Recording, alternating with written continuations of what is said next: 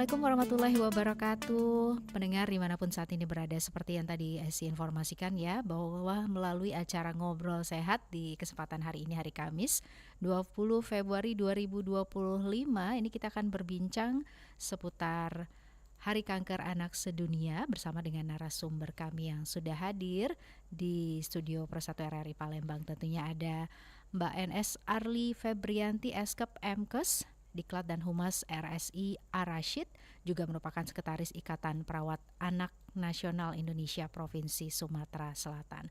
Nah, pendengar juga tentunya boleh ikutan bergabung ya, ikutan interaktif melalui line telepon kami di 0711 36 9977 atau juga bisa bergabung via WA di 0821 792 79090. Dan juga dialog ini kami hadirkan juga live di YouTube Pro1 Palembang, dan tentunya untuk pendengar juga bisa mendengarkan siaran ini di RRI Digital ya. Baik, langsung saja kami sapa Mbak Arli yang sudah hadir di studio RRI saat ini. Selamat pagi, Assalamualaikum Mbak Arli. Waalaikumsalam warahmatullahi wabarakatuh. Selamat pagi Mbak Asih ya. Esi. Mbak Iya. Esi.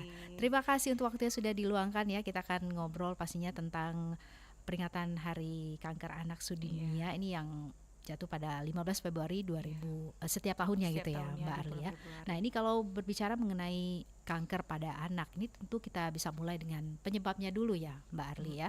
Boleh disampaikan nih apa aja yang menjadi penyebab hingga terjadinya kanker pada anak ini? Ya, baiklah. Yang kita tahu Mbak ya, kanker itu penyakit yang ditakuti. Ya, penyakit yang ditakuti, di mana kalau kanker itu sebenarnya penyakit yang pertumbuhan jumlah sel yang tidak terkendali. Jadi untuk kanker sendiri ini di setiap umur, tidak terkecuali anak-anak pun bisa terkena. Oke. Kalau untuk penyebab kanker itu sendiri Mbak ya, itu belum diketahui pasti itu penyebabnya apa. Tetapi kita sebagai orang tua itu bisa men-screening sendiri dan melihat tanda gejala yang muncul karena kanker itu sendiri, seperti itu Mbak. Jadi kalau untuk penyebab pastinya itu banyak. Kalau kanker pada anak ini berbeda dengan kanker pada dewasa. Jadi kalau pada kanker pada anak ini penyebabnya itu bukan karena faktor gaya hidup ya, jadi tidak terlalu berperan penting. Jadi untuk gaya hidup itu tidak berperan penting. Tetapi kalau untuk kasus-kasus kanker pada anak ini, menurut artikel jurnal itu memang kaitannya itu pengaruhnya tuh karena mutasi genetik. Jadi memang faktor genetik orang tua yang bisa diturunkan kepada anaknya itu sekitar 5-10%. Itu penyebab kalau pada kanker pada anak. Itu berbeda kalau pada dewasa. Kalau pada dewasa kemungkinan itu penyebab pastinya itu salah satu dari genetik, keduanya memang faktor gaya hidup yang saya bilang tadi, dia sampai bertahun-tahun sehingga berperan penting dalam penyebab munculnya sel-sel pertumbuhan sel-sel yang tidak terkendali tadi. Iya. Nah, ini kalau kita berbicara mengenai gejala, kalau untuk gejala kanker pada anak ini seperti apa? Gejala kita men-screening kanker pada anak itu memang belum ada screeningnya kalau di medis ya Mbak ya. Tetapi orang tua patut waspada, curiga apabila muncul gejala-gejala yang seperti ini. Yang pertama, terdapat benjolan pada anak. Kedua, apabila ada anak demam yang tidak diketahui penyebabnya, demam dalam waktu lama dan tidak diketahui penyebabnya. Yang ketiga, anak bisa lelah, pucat, seperti itu Mbak. Kalau untuk kanker yang sering pada anak itu misalnya kanker leukemia, kanker darah. Nah, itu punya gejalanya yang muncul tiga hal yang saya sebutkan di awal tadi. Yang selanjutnya biasanya kalau gejala leukemia, kanker darah pada anak ini munculnya anaknya terjadi perdarahan. Misalnya dia mimisan seperti itu. Kemudian di kulitnya bintik-bintik merah yang kita tahu takutnya demam berdarah, tahunya merupakan gejala dari salah satu kanker untuk anak, yaitu leukemia. Kemudian kalau untuk yang lainnya, demam yang tidak ada penyebabnya, dia tiba-tiba nyeri sakit di daerah tubuhnya yang tidak tahu sebabnya itu apa, anaknya pucat, berat badannya menurun secara drastis. Nah, itu pentingnya. Jadi kalau orang tua, yang terpenting lagi naluri orang tua, Mbak, ya. Jadi kalau orang tua itu sudah nalurinya, aduh kenapa tiba-tiba demam, tiba-tiba nyeri yang tidak tahu penyebabnya, anak ini kok lemas, lesu, tiba-tiba mimisan, itu cepatlah konsultasi ke dokter, karena memang kalau untuk screening awalnya itu tidak ada. Jadi memang tinggal orang tua yang memang harus aware dan eh, naluri untuk kalau ada something wrong dari anaknya yang biasanya tidak seperti ini, itu cepat-cepat dikonsultasikan ke dokter sehingga penanganannya lebih cepat dan efisien. Mhm.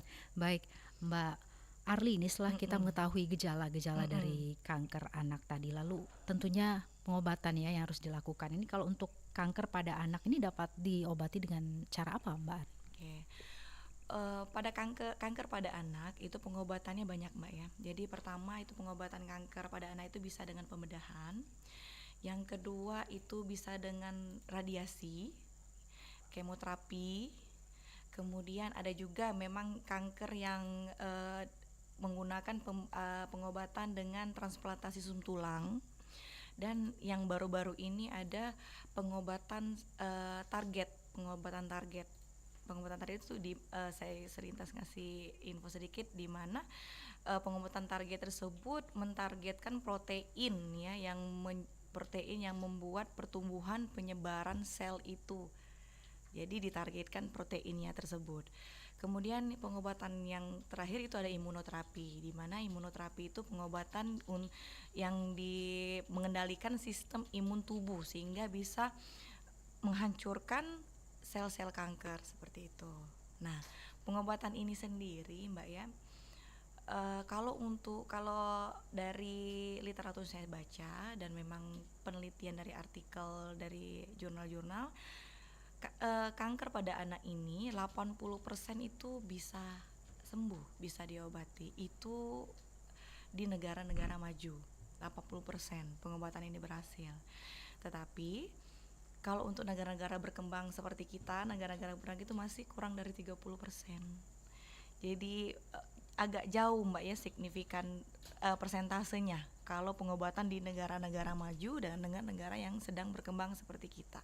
Jadi banyak orang-orang tua yang memiliki anak cancer itu dia berobatnya itu pasti ke negara-negara maju seperti di luar negeri, di Singapura ataupun ke negara-negara lain. Seperti itu. Ya, baik, tentu kita tidak mengharapkan kondisi adanya kanker ya, Mbak Iya, Arli ya. iya, Nah, tapi apakah kanker ini bisa dicegah nih, Mbak Arli? iya. Pencegahan kanker itu yang saya bilang tadi, Mbak, ya, screening awalnya tuh tidak tahu, tidak ada. Jadi apabila anak-anak kita itu sudah ada keluhan, ya, naluri ibu, naluri orang tua itu harus cepat untuk mendeteksi. Jadi jangan cuman memberikan obat-obatan yang berobat di, ya, biasa ya, yang di tenaga-tenaga kesehatan lainnya. Tetapi kalau memang ada kelainan yang seperti saya sebut tadi, itu cepat-cepat untuk dibawa ke dokter sehingga cepat penanganannya. Karena kalau kanker itu cepat penanganannya sehingga tepat diberikan dan pengobatannya dari awal, dari sedini mungkin, seperti itu. Kalau screening awalnya itu memang tidak ada, tapi kalau dengan gejala tadi yang memang sudah muncul di anak-anak kita, itu harus naluri orang tua itu jalan sehingga cepat untuk konsultasi ke dokter. Seperti Itu itu. bentuk pencegahannya Iya, tentunya, Mbak Arli pencegahannya. ya. Jadi jangan ditunggu sampai berbulan-bulan. Kenapa anak ini berat badannya turun terus, demam nggak sembuh-sembuh, walaupun sudah dikasih obat yang biasa ya, penurun panas, obat antibiotik, tapi dia demam yang tidak jelas, bukan karena demam karena mau batuk, demam karena mau mencret atau diare. Itu demamnya tiba-tiba terus saja demam, ataupun dia nyeri, badannya sakit semua, tidak tahu jelas itu nyeri kena apa, lebam-lebam, benjolan yang tidak kunjung reda, tidak kunjung mengecil. Jadi harus cepat dikonsultasikan ke dokter sehingga tepat untuk pengobatannya. Baik, Mbak Arli, ini kalau berbicara mengenai peran dari RSI Arasid tentunya dalam Mm-mm. mendukung perawatan dan juga pemulihan anak-anak penderita kanker di Sumatera Selatan ini, boleh tahu seperti apa, Mbak? Ya, di Rumah Sakit Arasid kita mempunyai poliklinik anak. Di poliklinik anak ini selain untuk memang konsultasi dengan dokter spesialis anak, kita juga perawatannya ada kita klinik tumbuh kembang anak di situ, dan kita juga perawatnya sudah diberikan sebelum anak-anak tersebut konsultasi ke medis, ke dokter spesialis anak. Anak-anak akan di screening mengenai antropometri dan manajemen terpadu balita sakit, sehingga lebih tepat untuk memberikan dia pengkajian asuhan, sehingga sebelum nanti anamnesa dilakukan oleh DPJP itu perawatan untuk asuhan di keperawatan anak di poli anak itu bisa berjalan, sehingga bisa di screening untuk tumbuh kembangnya, untuk pertumbuhan dan keluhan-keluhannya untuk balita-balita yang sakit, khususnya balita yang di bawah usia 5 tahun. Oke, Iya. kalau untuk tantangan mungkin ya selama ini yang Mm-mm. dihadapi, Mbak Ali boleh sharing tentunya sebagai perawat anak Iya. dalam memberikan perawatan khusus kepada pasien kanker anak tentunya. Iya. Kak, Apa nih? tantangannya untuk kalau di rumah sakit Rasid ini memang kita tidak ada ruangan khusus untuk pasien-pasien anak-anak cancer, yang itu memang dirujuk memang ke rumah sakit umum ya.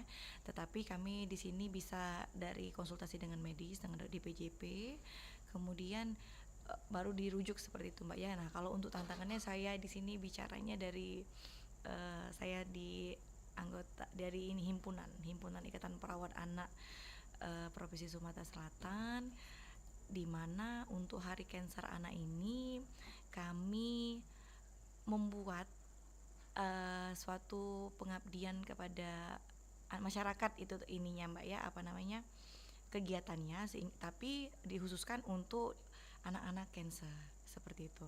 Jadi di mana anak-anak cancer yang memang sedang dirawat ya, dirawat di rumah sakit itu merasa nyaman ya, tidak hospitalisasi ya di rumah sakit, kemudian diajak terapi bermain, sehingga bisa tantangannya di situ, tantangan ya Mbak ya tadi ditanya ya.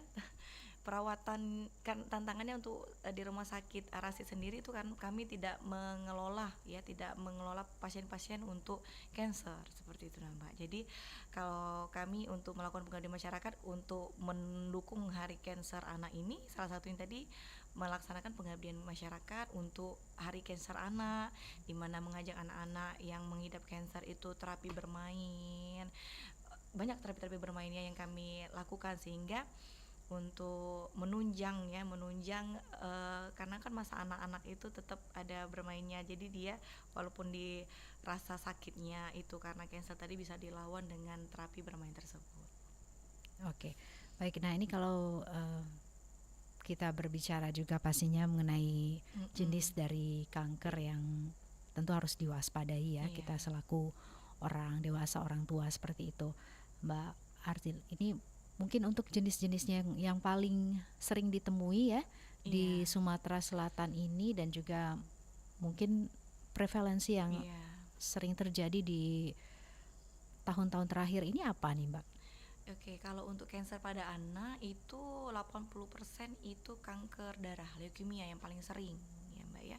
Dimana yang saya sebut tadi gejalanya tadi salah satunya itu ya dia perdarahan yang tidak tahu penyebabnya dan tidak kunjung selesai. Seperti itu, seperti mimisan, bintik-bintik merah yang kita awalnya pikir salah satunya pasien DBD ya. DBD itu kan salah satunya dia ada juga perdarahan Mbak ya, perdarahan dikarenakan virus dengue tadi, sehingga yang dikhawatirkan itu berobat itu pasien-pasien itu dikhawatirkan pasien itu DBD, tahunya pada saat di screening dan dilakukan pemeriksaan lebih lanjut oleh medis dokter di PJP spesialis anak, itu rupanya kanker kanker darah leukemia. Itu kanker darah yang paling sering dijumpai pada anak-anak seperti itu. Selainnya ada juga kanker tulang, retinoblastoma, itu kelainan tumor pada anak di mata seperti itu. Tapi yang paling sering itu dijumpai itu kanker darah atau leukemia seperti itu. Mhm. Baik, kalau kita berbicara juga mengenai peran ya lingkungan, Iya. sekolah juga Mm-mm. dalam mendukung anak-anak penderita kanker ini agar tetap semangat selama menjalani pengobatan ini juga mungkin yang biasa Mbak Arli dan teman-teman Mm-mm. lakukan gitu ya Mm-mm. dalam perawatan anak kanker ini, apa mungkin yang harus dilakukan Mbak Arli? Untuk peran sekolah ya, Ya. peran sekolah untuk memfasilitasi ya, mendukung, memberikan kenyamanan untuk pasien-pasien anak yang menderita kanker ya Mbak ya. Jadi mungkin diedukasi. Jadi salah satu peran perawat di sini, salah satunya itu bukan hanya sebagai pemberi asuhan, tetapi juga sebagai edukator, memberikan pendidikan kesehatan dan penyuluhan kepada salah satunya kepada pihak sekolah, ya, dan pihak sekolah sehingga untuk memberikan kenyamanan dan mendukung, bukan mendukung, apa namanya Mbak ya, untuk memfasilitasi anak-anak cancer seperti itu ya. Jadi peran sekolah itu juga sangat berperan penting seperti itu. Tapi memang perlu dikhawatirkan kalau memang tergantung stadiumnya sih Mbak ya. Jadi kalau anak-anak cancer yang memang sudah stadium lanjut itu memang tidak disarankan untuk tetap melakukan aktivitas seperti biasa, karena salah satunya itu pengobatannya itu kan jalan Mbak ya. Dalam pengobatan kanker itu kan pasti memiliki efek samping. Dikhawatirkan ya pada saat di sekolah efek samping itu muncul, sehingga pihak sekolah ataupun guru-guru yang di kelas itu aware sehingga bisa memberi tahukan kepada keluarga, orang tuanya itu bagaimana kondisi anak saat di sekolah. Dilihat dari memang tetap dikasih tahu riwayat pengobatannya seperti ini.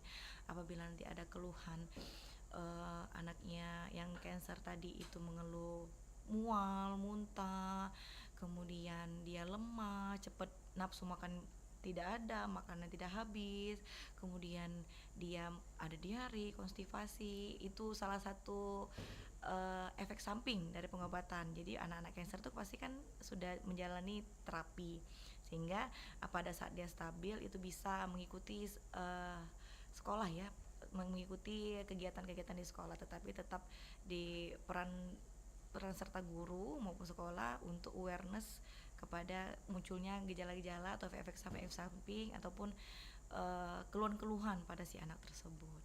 Jadi bisa disampaikan. Jadi seperti itu, Mbak. Mhm. Baik, kalau untuk program rehabilitasi atau pendampingan jangka panjang bagi Iya. anak-anak yang sudah sembuh gitu ya dari Mm-mm. kanker ini apa nih Mbak?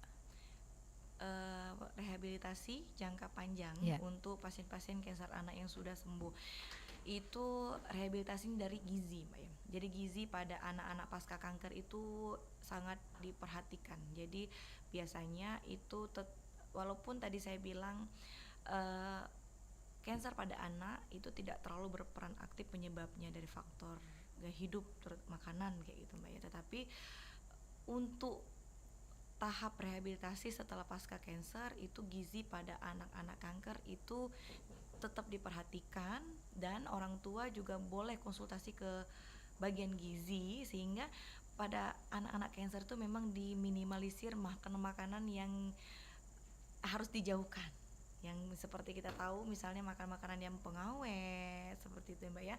Jadi memang gizinya yang diperhatikan, dan makanan-makanan yang tinggi protein yang perlu diperhatikan juga seperti itu. Jadi terapi rehabilitasi untuk anak-anak pasca kanker ini yang perlu diperhatikan oleh orang tua itu gizi pada anak-anak kanker setelah pasca pengobatan kanker kayak seperti itu. Baik, Mbak Mm-mm. Arli, kita jeda sebentar, kita Iya. undang peran serta dari pendengar yang ingin bergabung melalui acara ini. Bisa langsung ya menghubungi kami melalui line telepon di 0711369977 atau tentunya juga bisa bergabung via 082179279090 via WA kami. Dan tentunya juga bisa bergabung via komen ya, live chat di YouTube Pro 1 Palembang untuk tentunya nanti akan kita bacakan melalui acara Ngobrol Sehat bersama dengan narasumber kami. Ada Mbak NS Arli Febrianti Eskep MKes. Ini merupakan Humas dan juga Diklat di RSI Arashid, juga Sekretaris Ikatan Perawat Anak Nasional Indonesia Provinsi Sumatera Selatan. Tetaplah terus bersama kami di 92,4 FM RRI Pro 1 Palembang. Pastikan Anda berada di frekuensi yang tepat untuk mengikuti seluruh ragam acara RRI Palembang yang bisa Anda dengarkan di seluruh jangkauan siar yang ada di Sumatera Selatan. Pro 1 RRI Palembang 92,4 MHz, Pro 2 91,6 MHz, Pro 3 93,7 MHz, Pro 4 88,4 MHz, dan Pro 5 89,2 MHz. Pemancar relay RRI di kabupaten dan kota di Sumatera Selatan. Pemancar relay Batu Raja 90,5 MHz, pemancar relay Belitang 97,6 MHz, pemancar relay Empat Lawang 98,9 MHz, pemancar relay Indralaya 93,7 MHz, pemancar relay Lahat 90,2 MHz, pemancar relay Lubuk Linggau 95,1 MHz, pemancar relay Muara Beliti 90,0 MHz, pemancar relay Muara 2 88,7 MHz, pemancar relay Pagar Alam 97,7 MHz, pemancar relay Prabu Muli 99,9 MHz, dan pemancar relay Sekayu 90,3 MHz. RRI Palembang. I needed a hungry wolf, nor the sacrificial lamb. Itu, musuhnya kalahin. Dit, main HP itu matanya nggak boleh deket-deket. Itu loh layarnya, minimal 40-50 cm lah. Yes, menang. Musuhnya kalah juga. Huhu. Dit, denger nggak apa kata kakak tadi? Iya. Apa coba? Kalau main HP, mata nggak boleh deket-deket dengan layar kan? Minimal 40-50 cm. Terus kenapa masih deket-deket? Kamu mau? Masih muda matamu jadi rusak? Terus rabun? Maaf kak, habis gamenya seru banget. Adit sampai gak sadar kalau mata Adit sedekat itu dengan layar HP. Ya sudah, lain kali ingat-ingat lagi ya, kalau main HP mata nggak boleh deket-deket dengan layar. Oke kak, siap. Dengan mata sehat, Anda dapat melihat dengan jelas. Ayo, jaga kesehatan mata Anda agar rutinitas sehari-hari jadi lebih nyaman. RRI Digital dengan tampilan baru, berbagai konten kolaborasi dari berbagai program nasional, termasuk siaran visual langsung, siaran radio langsung, daftar putar musik, podcast, berita video, dan berbagai fitur interaksi pengguna dalam permainan. Berbagai konten menarik seperti suka, komentar, dan berbagi, serta obrolan langsung dengan penyiar dan pengguna. Pesan langsung dan fasilitas obrolan pribadi antara pengguna aplikasi juga tersedia. RRI Digital tersedia di Google Store dan App Store. RRI Digital. Ya, 92,4 FM RRI Pro 1 Palembang tentunya terus hadir ya menemani pendengar masih di program Ngobrol Sehat. Untuk kesempatan hari ini bersama dengan narasumber kami ada Mbak NS Arli Febrianti Eskep MKes, merupakan Diklat dan juga Humas di RSI Arashid ya, juga merupakan Sekretaris Ikatan Perawat Anak Nasional Indonesia Provinsi Sumatera Selatan. Dan pendengar yang ingin ikutan bergabung bisa langsung menghubungi kami di line telepon kami ya 0711 369977 atau juga bisa mengirimkan pertanyaannya via WA di 082179279090. Dan tentunya dialog ini kami hadirkan juga di kanal YouTube Pro 1 Palembang, dan juga pendengar tentunya bisa mendengarkan di RRI Digital ya. Baik Mbak Arli, kalau berbicara mengenai kanker pada anak ya, terkait juga dengan topik yang kita hadirkan ini seputar Hari Kanker Anak di dunia yang jatuh pada 15 Februari. Nah, ini untuk di Sumatera Selatan sendiri peringatannya boleh diinformasikan ada peringatan apa aja nih Mbak Arli? Kalau di Hari Cancer Anak ini kemarin, untuk kami di Rumah Sakit Ar-Rasyid sendiri itu kegiatannya untuk keluar itu tidak ada ya Mbak ya, tetapi di rumah sakit itu kegiatannya dilakukan di poli anak.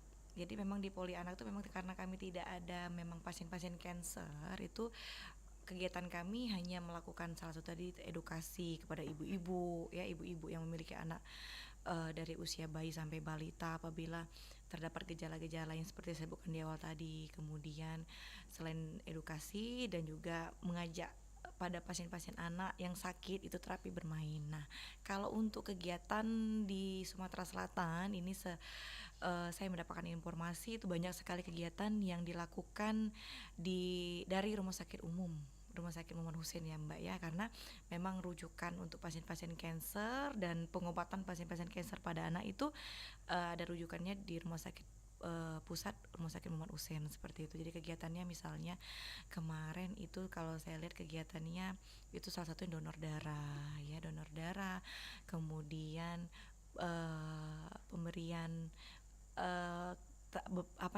permainan ataupun baju-baju untuk anak-anak yang mengidap kanker seperti itu.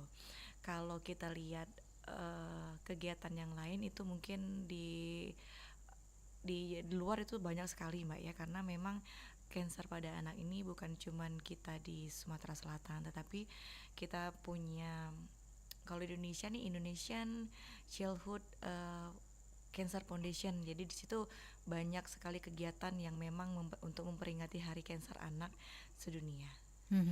Baik, nah ini kalau tadi edukasi sudah dilakukan ya ke masyarakat, ke orang tua juga seperti itu. Adakah mitos atau kesalahpahaman gitu ya tentang kanker anak yang sering ditemui di masyarakat? Mungkin cara meluruskannya Mbak Arli punya informasinya? Jadi banyak sekali mitos-mitos yang kita sering dengar di masyarakat. Tetapi balik lagi, penyebab dari kanker pada anak ini berbeda dengan penyebab kanker pada dewasa. Jadi penyakit kanker pada anak ini memang tidak dikaitkan dengan faktor gaya hidup ya. Jadi memang kalau gaya hidup dan resiko lingkungan itu harus bertahun-tahun sehingga berperan dalam faktor kanker ya, itu biasanya itu pada dewasa, kanker pada dewasa. Tetapi pada anak ini balik lagi, itu penyebabnya itu Bapak Ibu sekalian itu dari mutasi genetik yang diturunkan dari orang tua itu 5-10%. Kalau memang anak-anaknya baru ketahuan di usia 3 tahun, 10 di usia balita ya, di bawah 5 tahun itu mengidap kanker, itu prevalensinya itu karena mutasi genetik 5-10%. Seperti itu. Baik, nah ini yang juga tentu harus diwaspadai kalau misalnya nih orang tua ada yang juga mengidap kanker atau kanker gitu ya. Mbak Arli mungkin punya sarannya seperti apa yang harus dilakukan? Kalau orang tua kita yang sudah ada riwayat kanker dan misalnya meninggal juga karena kanker, kita keturunannya anaknya tapi tidak pada usia dini Mbak ya, bukan usia anak tetapi sudah dewasa, misal seperti kita gitu Mbak ya. Nah, yang saya bilang di awal tadi, kalau kanker anak itu tidak berperan aktif faktor gaya hidup, tetapi kalau kanker pada dewasa itu berperan aktif gaya hidup dan faktor lingkungan. Jadi kalau memang orang tua kita memang kemarin memang riwayatnya meninggal karena kanker, sehingga kita harus merubah pola hidup yang sehat.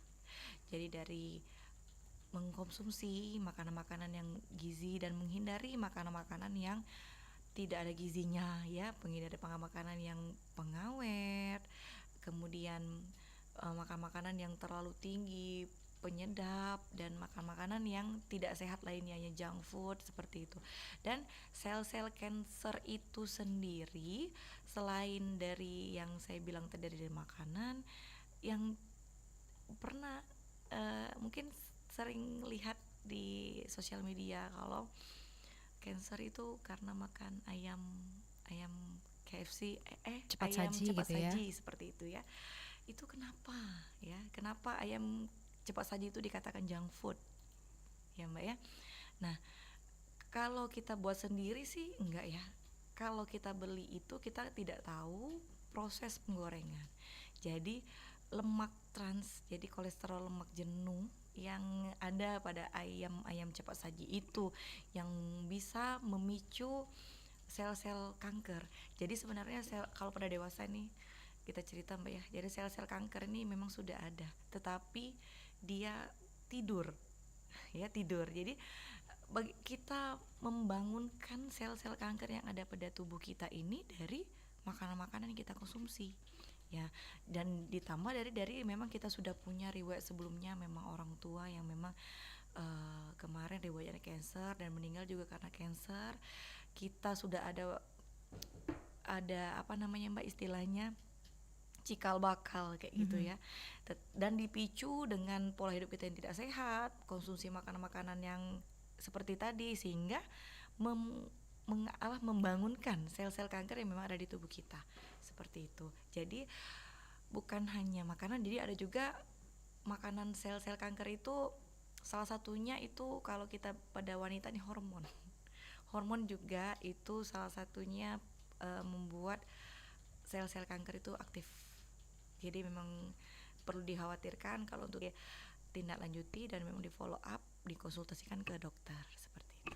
Baik, yang terakhir Mbak Arli, ada pesan atau harapan tentunya dari RSI Ar-Rasyid dan juga IPANI ya, Provinsi Sumatera Selatan, kepada pemerintah pusat, mungkin kepada masyarakat juga terkait kebijakan kesehatan khusus untuk anak-anak yang menderita kanker ini.